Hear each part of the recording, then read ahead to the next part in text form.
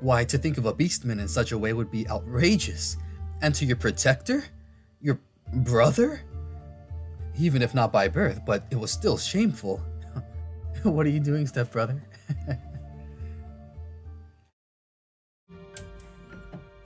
Alrighty. Welcome back, any and everybody. This is Linen Otter, here to do another episode of Kingsguard. My voice is definitely feeling a bit better, so hooray! Let's use that newfound voice to do these voices of our uncles and all these different characters. And also to turn down the music!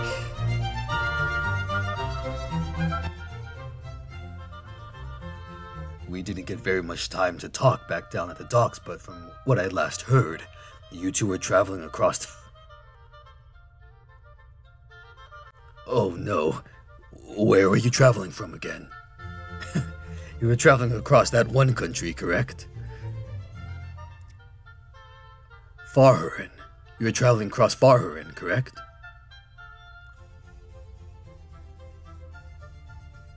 Yes.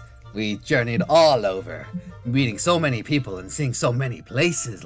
Linnaeus, next time we have to take you along. You'd just love it. Oh, I'd be lucky to get my foot out the castle door without father grounding me. We'll have a talk with your father next time then to see about bringing you along. With Linnaeus becoming king, it might be a bit more difficult. I'm sure I could persuade him. Esther put his hand on your head and began to ruffle your hair. You ducked out of the way.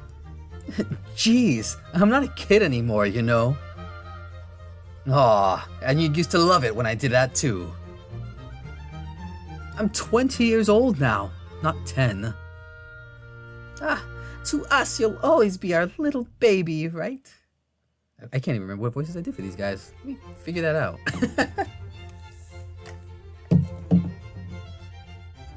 Just see. Ouch! We wouldn't want them falling off now, would we? I have needles and plenty of string to sew it back on. To us, you'll always be our little baby, right? Marilyn moved in, her fingers snapping like crab pincers as she reached out and pinched your cheeks. Really? Alright. Oops. Alright. I think Linnaeus has been teased enough now. Marilyn let go, and you rubbed at your sore face. You imagined it must have been quite red with embarrassment that you had to rely on Leandros to get them to stop treating you like such a kid.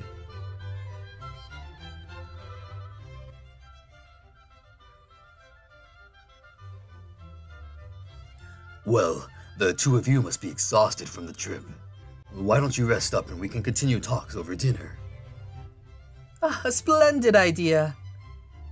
Linnaeus, Leandros, take care. Hopefully we'll see you in a bit if you're still not too busy. Leandros urged the servant over, and your aunt and uncle were taken away to the rooms they would be staying in. Leandros reached out and tried to pat you as well. Unfortunately, he was much faster than Esther and managed to get in a few rubs before you managed to get away.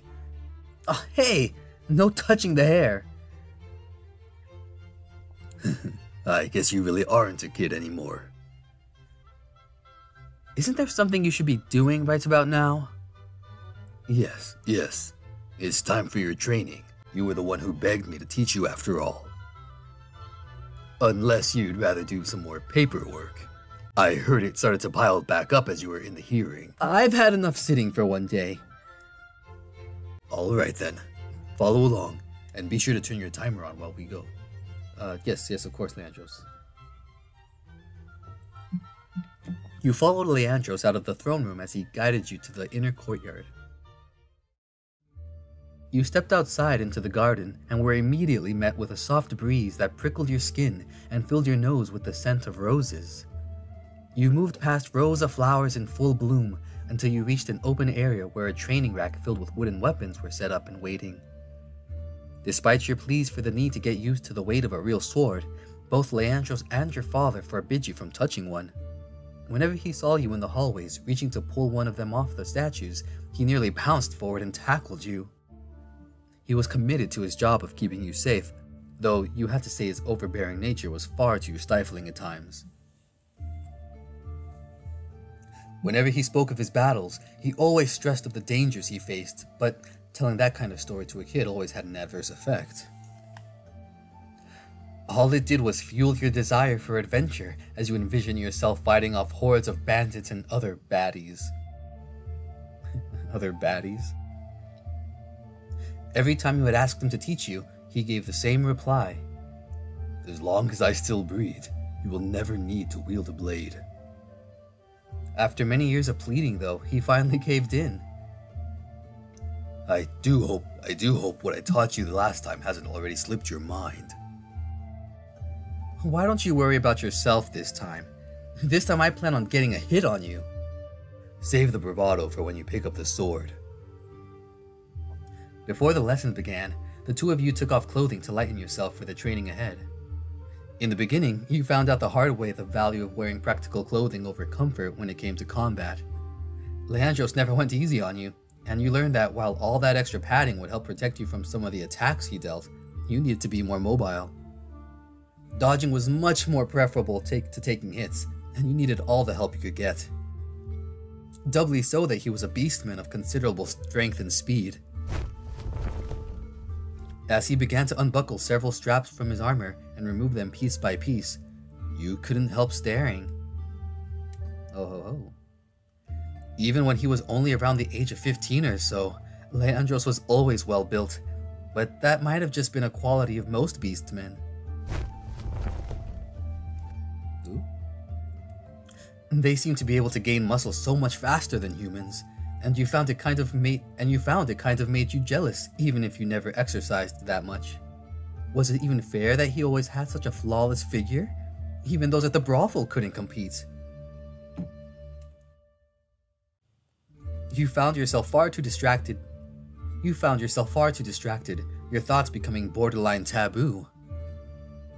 You quickly looked away and wiped away the sweat from your brow, and then removed your coat. Must be the heat. It is summer. Yes, that must have been it.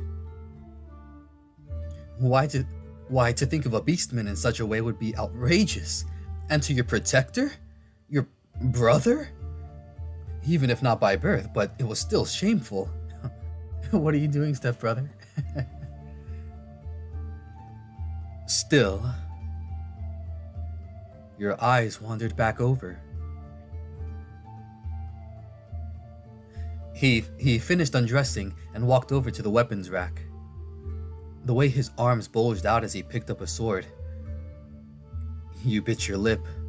You looked away again and struggled to get off the rest of your clothing. With how much you were sweating, it clung to you like fleas to a dog, and you hadn't even started practice yet. Hey, are you doing all right? Yeah, this weather really isn't helping so much. I see. Perhaps we'll train in the shade then. Was it really just the weather? I need to visit Rose's cathedral again. Despite the distraction, your lesson went on as normal. Before long, you were somewhat getting back into the swing of things. Though you could barely land a hit on him, and most of your efforts to block an attack ended with your sword knocked out of your hand. Leandros beat you when it came to speed, strength, stamina, really everything. But he urged you to keep trying. Keep your stats low, and don't look away from your opponent. You're still too rigid.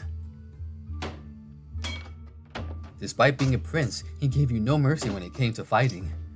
Around you, he usually looked tired and exhausted, but the moment a blade went into his palm, his droopy eyes opened, his pupils dilated, and he gave you a serious, bloodthirsty stare.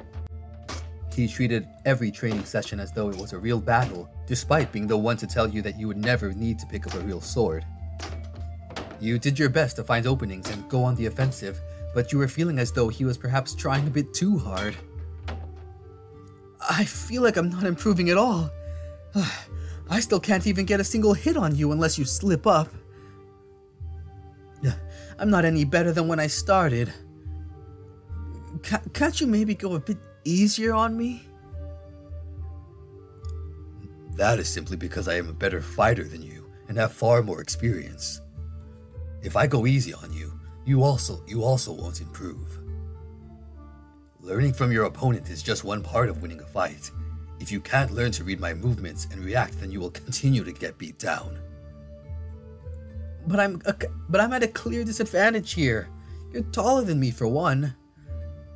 Being taller has nothing to do with skill. Okay, but you're also far stronger than I am. My muscles also restrict my movement. I have power, but at times you can be more agile than I am. You haven't even broken a sweat yet, and here I am drenched. You simply need to run more and build up stamina. All you are giving me are excuses. I know that in the beginning that I was adamant about not wanting you to pick up a blade, but I can see how much you have grown. When I made the choice to keep training you, it was because I saw potential. There will always be fights where one side clearly has the upper hand. You've seen enough battles in the Colosseum to know this. But the one thing to remember is that sometimes even the novice can steal a victory if the expert is not careful. Battles are fickle and dangerous events, sometimes determined by a flip of a coin. Yeah. His blade batted aside one of your flimsy attempts at a forward strike. How's that? How's that? You jumped to the right and out of the way of his swift counter. Do you recall that time a few months back when we went to the arena? The one where a man just a few inches shorter than you faced against that beastman who was 3 times his size. The one that everyone cheered for but didn't place bets on? He won that match, didn't he? Everyone said that was a fluke. He shouldn't have won that. Was it really? The beastman toyed with him and he ended up losing only because he tripped. From what I observed, this beastman was far too overconfident and didn't take his opponent seriously. He lost because of that very reason. Never underestimate your enemy and never get cocky. Believe me, I've been in enough fights to know ego will get you killed. He waited for an opening, and when it presented itself, he took it. He won that fight fair, and just like outside the ring, fights like that happen more often than ones where two meet each other head-on with equal skill. So you're saying that I should try to win by waiting for my opponent to mess up? So you're saying that I should try to win by waiting for my opponent to mess up then? That is how most fights are won, Linnaeus. It will also keep you alive. So then I pretty much will never beat you when it comes to skill then. Not until I'm old and gray. The underdog taking down the overwhelming force. Reminds me of the tale, the hunter and the demon. I don't believe I've heard that one before. Would you like to hear it? Both of your swords clashed, but you backed up knowing you wouldn't win in a contest of strength. What do you say we take a break for now? No, let's keep going. I thought you were going to tell a story. Let's just make the sparring a bit lighter until I'm done. Oh.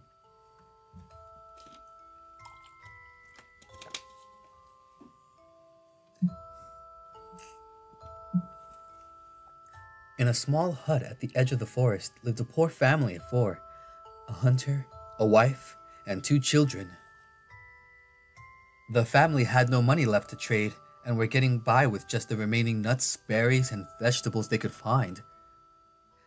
It was a tough year, and the upcoming winter was likely to be harsh. Before their provisions ran out, the hunter made a choice to leave his family and wander the wood looking for food, knowing that he would be gone a long time. Haven't I already heard this one? Haven't I already read this one to you before when we were young? When you were young? Then again, it might have been a different story. I seem to recall there being a dog along with the family. Perhaps it really... Are you going to let me finish? Oh, sorry. Please continue. Ahem. Anyway, the hunter had heard stories of a local legend. A beast the size of a hut dwelt deep within the woods. Surely this would be enough to feed his family for the oncoming winter. So the hunter took up his bow, gathered his gear, and said goodbye to his family. They prayed for a safe journey and for his return. The hunter wandered the woods for days, but to his dismay, he found not a trace of the creature. There were no tracks he could follow. For a beast of its size, he questioned if the rumors were really true.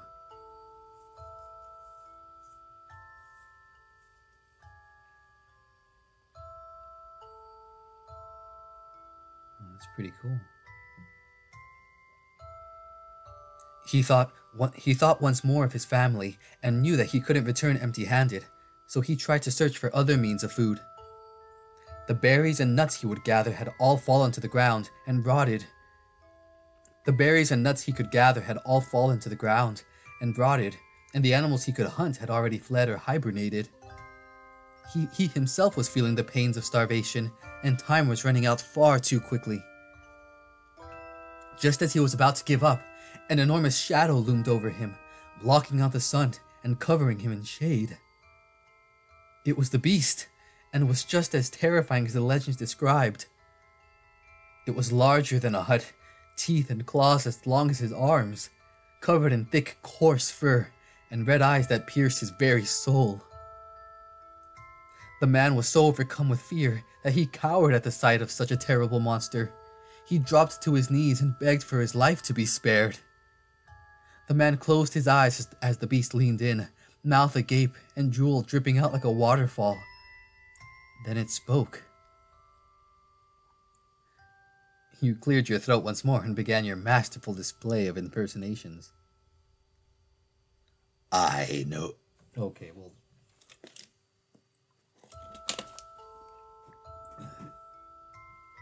I know you have come in search of me, little human, and like all the others, you cower on the ground in my presence.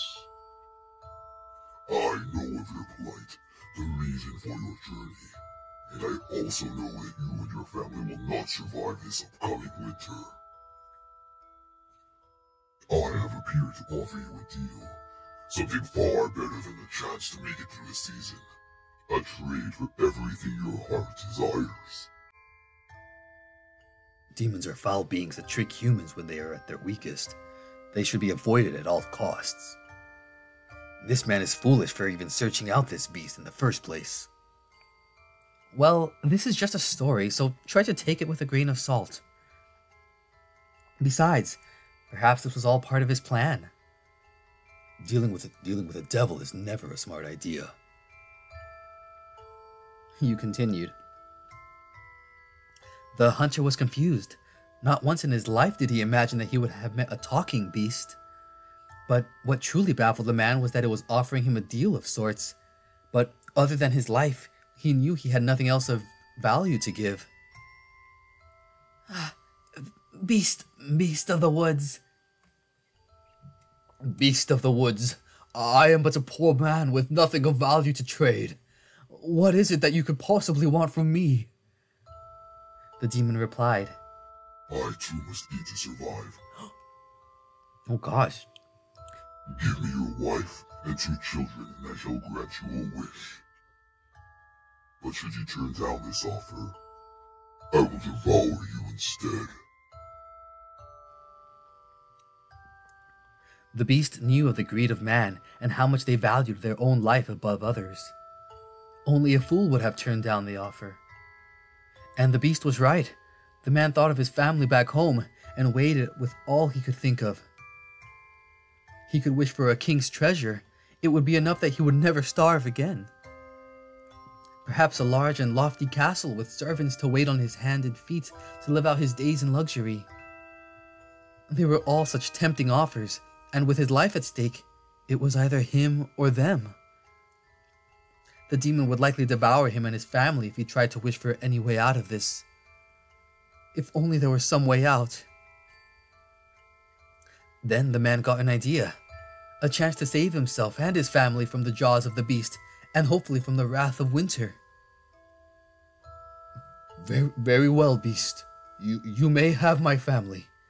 In return, I wish to be the greatest hunter in the land, to have my traps work without fail, and my arrows always hit their mark. The demon grinned, with a snort from his nose and a stomp from his heel. It granted him the wish he desired. The demon then bellowed once more and left to find his meal. The demon was so pleased with his latest victim that he strolled through the forest at a sluggish pace. The family at home would be waiting for the hunter to arrive, but they wouldn't need to wait much longer. They wouldn't need to much longer. This is without a doubt the worst story I have ever heard. What is the moral of this tale anyway? That you can get whatever you want by asking others? Leon, stop interrupting! Right. Sorry. Where was I again? Oh. While the demon moved on, believing it had ensured another victim in its trickery, the hunter was already quick at work to save his family from the beast's jaws. The peasant moved ahead of the beast and made simple but effective traps on the path to his home to slow down the creature. The demon, in its size, kept getting trapped within them. Realizing that the peasant was attempting to stall its advances, he grew furious. The peasant eventually made it home before the demon could arrive and warned his family to leave the house and hide for a while. The demon soon trampled out of the forest and found the hut with the peasant waiting outside. You thought you could trick me, but I will have them, the demon bellowed. I merely wanted to say goodbye to my loved ones, the hunter replied as he moved away from the hut. The man could only hope that the beast fell for his final trap as he did his best to keep the demon from discovering that his family wasn't there. The beast eyed the man carefully, but its stomach growled and it didn't want to wait any longer. The demon wasted no time and began to chomp down, uncaring that he was devouring the entire house itself.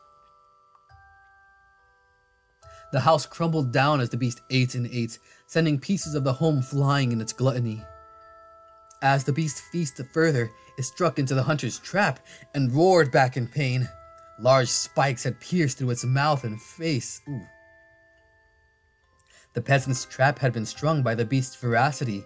It had been impaled by the furniture the hunter sharpened it to a point within. Oh gosh. You will curse the day you decided to trick me, human. No, you won't live another day. The demon tried to move forward to devour the hunter, but as soon as it opened or closed its jaw, it froze in place and screamed out in pain. Before the demon could recover, the man took out his bow, knocked in his arrows, and aimed at the beast's heart. He hoped that his wish had been granted and fired several bolts that all flew true. The beast roared one last time before it rolled onto the ground, and its movement stilled. The family came out of hiding carefully, and the hunter checked the beast. It was dead. The beast had vanished. Oh, the peasant had vanquished the beast and saved his family. With the creature vanquished, the hunter not only had his skills, but also had the meat of the beast to help feed his family. The family had survived through the winter, and many winters after.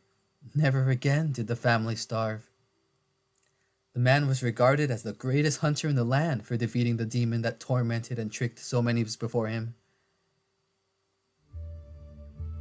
And that is the end of The Hunter and the Demon. As Leandros was thinking about the story, you moved in like the hunter and took advantage of his days. You closed the distance between the two of you and moved to his left. It was the side he kept turning away from you. Likely a weakness. Your sudden movement snapped him out of his stupor, but it was too late for him to react. As he tried to back away, you were ready with an outstretched leg that sent him toppling to the floor. Before he could recover, your blade was at his neck. Hey, nice job! Between telling the story and sparring, you were completely out of breath, but you managed to get Leandros to work up at least a few beads of sweat. Today's training was quite the challenge for the both of you. You let your guard down. I thought that was grounds for death. I must be getting old to fall for a trick that simple. Simple, but highly effective, obviously. I suppose you are right in that regard. Next time, don't think you will be so lucky. If this was a real battle, there wouldn't be a next time. You moved your sword away from him and reached out a hand. He hesitated for a moment, then he took your hand and you helped pull him back onto his feet. So this marks a milestone for me. I finally won for once. If you take into account that if this were a real battle, you likely would have died around 30 or so times by the first half of your story. You were so full of openings, I swear you were Swiss cheese. I'm taking my victories where I can get them. Besides, isn't this the point? Isn't this the part where you say congratulations or something? Congratulations. Leandro said it in a deadpan voice, certainly more for saying it than meaning it. Certainly more for saying it than meaning it. Gee, your enthusiasm warms my heart. You did well today, but there is always room to improve. For now, think about working on your form. I wanted to tell you to fix your stances, but you didn't want me to interrupt your story. I will. It's just hard to breathe properly while fighting and talking so much, and my mind was on other things. Did you enjoy the story at least? I'll give it to you that you could be quite a good bard, but I'm not too fond of tales and folk legends. Plus, there were plenty of faults in that story, like the demon already knowing about the family and not just attacking them in the first place. Maybe the demon couldn't kill people without first making a deal? I don't know. That's why it's fiction. Jeez, Leandros. You're that kind of person that's overthinking stuff. I mean, to be fair, that's actually really good, you know? It challenges writers to make sure their stories are airtight. If the story ended like that, though, then you wouldn't get a moral or lesson from it. That trickery always gets you what you want. Or cunning?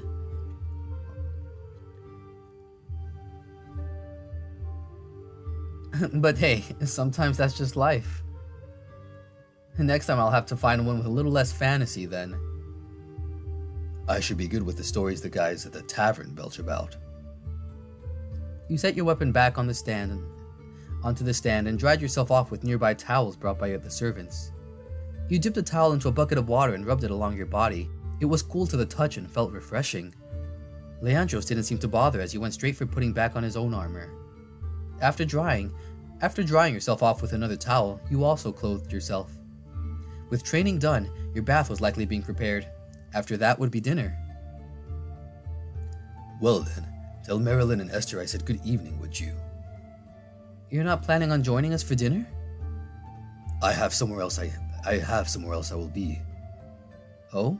And where is that? Just somewhere. It had been many weeks since you last sat down and had a meal along with Leandros. The only person who ever joined you at the table recently was your father, and knowing he would likely be there churned your insides even with Marilyn and Esther joining you. And a dinner with both Esther and your father was usually a 3-course meal, followed with freshly served up passive aggressiveness for dessert. Having him join would have been a nice change of pace, and likely kept the both of them from going at each other's throats. It was just a simple sibling rivalry, but it really ruined the mood and spoiled the taste of things. But these past weeks were a very busy and stressful time for everyone in the castle. You wondered if he even had any time to take a breather. Well, do you mind if I tag along then? Why? Because it's been so long since we've had the chance to really hang out. The last time we had the opportunity to talk this long was last you trained with me a week ago. I'm sorry, but for now you should go see your family. Your aunt and uncle have been longing to see you, and they won't be here but for a few days. Leandros left without another word, and 2 servants in the distance gathered by to carry off the weapons and towels. You hadn't noticed during the training, But now that you had some time to cool down, you noticed that something felt off. Despite your attention being divided between the telling of the story and defending from his attacks, you managed to keep your eyes peeled on his movements. They were slower than what you were used to. It might have been that you were getting better, able to predict his actions, but he also seemed to be far more distracted than usual. He might have been listening to the story, but it felt like he simply kept an ear nearby while having his senses focused on something off in the distance. Interesting. Your win was almost too easy when you really thought about it. If today was rough for him, then he might have decided to have some alone time and head off to a tavern. Honestly, let's follow Leandros. I'm a little bit curious. Yeah. Something is up with him. I'll just follow along and see where he goes, and if it really is nothing, I'll head back. If I want to try to follow Leandros without being seen, I'll need to be extra careful though. He can likely smell me from the distance, so maybe if I use a lot of soap it will mask my scent. Then there's his cat-like eyes. Even the cover of night might not be enough of an advantage. Maybe I could ask one of the soldiers to tell me which tavern he frequents. Then again, they might get suspicious and inform him. From the time you walked to the washroom, took a bath, and dried yourself off, you thought of the night ahead. Strolling through the front doors was never an option for you unless you somehow were able to become invisible. It was always locked and guarded at all hours of the day, and the only time you left or entered through them was when you were accompanied by Leandros. That left only two places for which you could leave the castle, the guard barracks and the Hall of Regency. It might be difficult to wander through the barracks. Even if I could bribe the guards to let me out, Leandros would be there to take me back. After the quick bath, you wandered up to your room to gather a shoddy-looking robe and wrapped it under your arm. With it, you could wander the streets at night unseen. It looked suspicious, but at this time of night, so did everyone else. As you left, you found a servant outside your door. There you are. Yes? What is it? You hid the cloak behind your back before he noticed. Dinner is ready, sir. Your aunt and uncle have already been informed and are on their way currently to the dining hall. Shall we go? Is father there as well? He will not be joining us this evening, sadly. I see. Well, please go on ahead. I will be there in just a moment. The servant bowed and walked off. You felt kind of bad for leaving Marilyn and Esther alone on their first day here, but your father was doing the same. You snuck through the castle, avoiding the servants and guards until you wound up in the Hall of Regency. Portraits of all the past queens and kings that ruled Yasan were hung up upon the wall. When you were little, this place always gave you the creeps, with their numerous eyes staring down at you, following your movements. You only mustered up the courage to head here to see the portrait of your mother. You stopped in front of it and admired her for a moment. It had been years since you last saw her real face. She likely had graying hair like your father. Anytime you inquired about her whereabouts, you were always told that she simply went back to her hometown, though everyone was reluctant to say where. Even years of scavenging about in your father's study for the tiniest of details led to nothing. You turned away from her portrait, and besides her was your father's. His face was just as imposing in paint. After the coronation, you too would have to have your portrait taken, sitting down for hours, unmoving as the artist put in every detail he could. And then it would be hung up, right next to your father's, though you wished it would have been as far away from him as possible. Further down the hall in a small nook was a seemingly innocent wall, but unbeknown to many, this was your way out. You turned a pair of sconces upside down, and they quickly bolted back upright. What? Within seconds, a low rumble lightly shook the room. A crack in the wall in front of you opened up, widening until it was large enough for even someone of Leandros' size to fit through. It was one of the few secret escape routes of your castle, only to be used for emergencies, but the rules would have to make an exception this time, like the hundred or so times you used this passage. like the other 100 or so times you used this passage.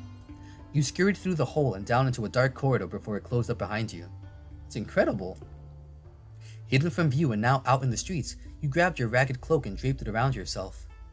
In the distance echoed the wailing of the train making its final stops, followed by the ringing of the bell tower ushering in a new hour. You sat in the shadow of a merchant's building and waited for Leandros to emerge.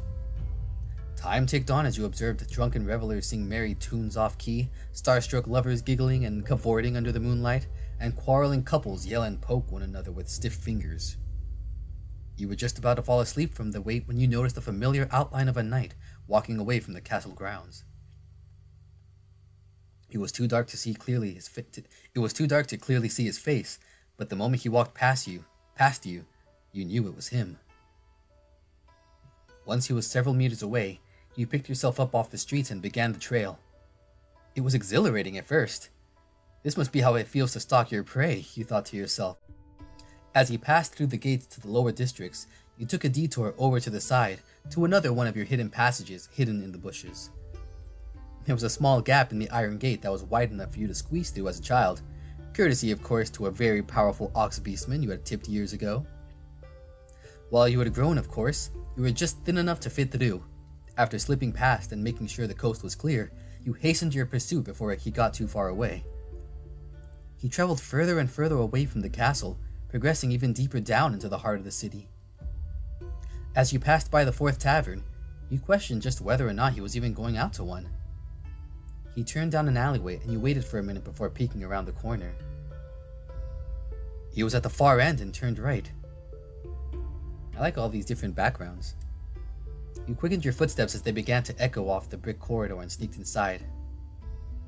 He went right again. You followed. He went left. You followed. You went right. Then you decided left. As you turned the corner, you stood staring at a brick wall in the alley. Despite your knowledge of the city streets, you hadn't really focused on your surroundings. And Leandros was hardly making any noise, so it was difficult to follow him by sound. Ah, shit. Where do I go now? Ah, nuts. Okay, we're gonna make this decision next time, because I'm kind of curious to see what's happening.